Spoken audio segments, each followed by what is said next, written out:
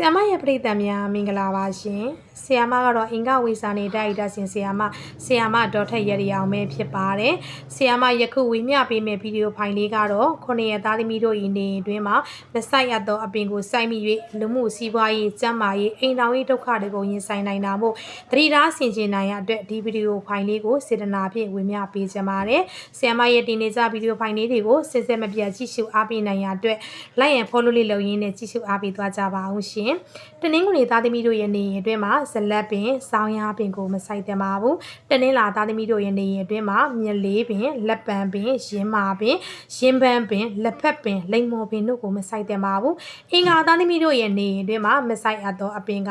တင်မောပင်တပြေပင်တဖန်းပင်ဖတ်တန်းပင်တပုတ်ပင်တို့ကိုမဆိုင်သင့်ပါဘူးရှင်ဗုဒ္ဓဦးသားသမီးတို့ရဲ့နေရင်အတွင်းမှာတနတ်ပင်ကိုမဆိုင်သင့်ပါဘူးစာတာပရိသားသမီးတို့ရဲ့နေရင်အတွင်းမှာထအောင်ပင်အုံနှဲပင်ကိုမဆိုင်သင့်ပါဘူးတောက်ကြသားသမီးတို့ရဲ့နေရင်အတွင်းမှာအင်ဂျင်ပင်ကိုမဆိုင်သင့်ပါဘူးရှင်စနေသားသမီးတို့ရဲ့နေရင်အတွင်းမှာစက်ကူပင်ကညင်ပင်ကစုံပင်ခွာညိုပင်တို့ကိုမဆိုင်သင့်ပါဘူးရှင်ဆီယမအခုဝေမျှပေးတဲ့ဗီဒီယိုဖိုင်လေးကိုရှိရှုရင်းဖြင့်9ရက်သားသမီးအပေါင်းအားလုံးတို့အတွက်အကျိုးရှိပြီးသတိထားဆင်ခြင်နိုင်လိမ့်မယ်လို့မျှော်လင့်ပါတယ်ဆမ်မရဲ့ဗီဒီယိုဖိုင်လေးကိုအဆုံးထိကြည့်ရှုအားပေးကြသောဆမ်မရဲ့မိတ်ဆွေပရိသတ်များစိတ်ရည်ချမ်းသာခြင်းကိုယ်ရည်ချမ်းသာခြင်းနဲ့ပြည့်စုံနိုင်ကြပါစေကပ်ပြီးအမျိုးမျိုးရန်သူမျိုး၅ပါးမှာကင်းဝေးနိုင်ကြပါစေလို့ဆုမွန်ကောင်းတောင်းရင်းနဲ့ဒီဗီဒီယိုဖိုင်လေးကိုအဆုံးသတ်ပါရစေရှင်ကျေးဇူးအများကြီးတင်ပါတယ်